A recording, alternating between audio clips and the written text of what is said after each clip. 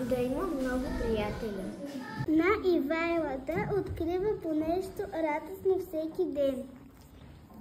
На Сияна да си има свое сладоледено кралство. На Аяна радост и усмивки.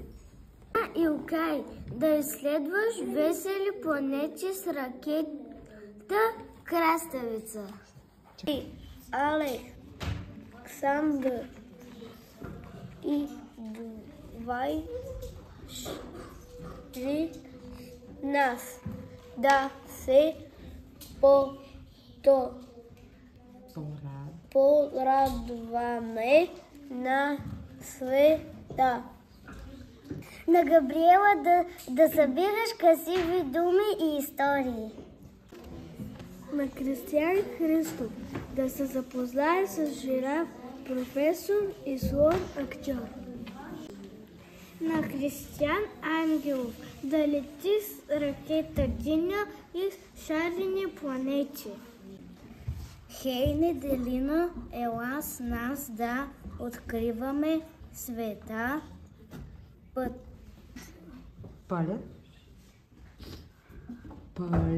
Пълен с изненади и нови и приятели. На Курхан да бъде смел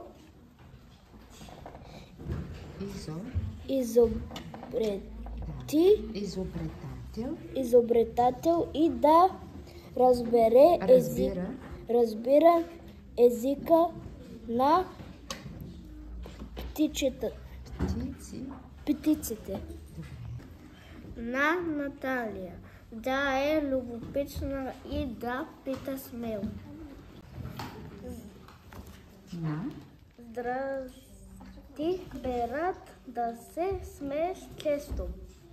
Здрасти, Есен, ела да се посмеем заедно. Желаем ти радост любопитство. На Мирай Мустафа чудеса, смях и нови приятелства. Здрасти, Борис, да си смел изобретател. На Симай, който ми се струва смел капитан на кораб. Здрасти, Джилай, идваш ли с нас на пътешествие? Хей, Араб, желаем ти приключение и вълнуващи свещи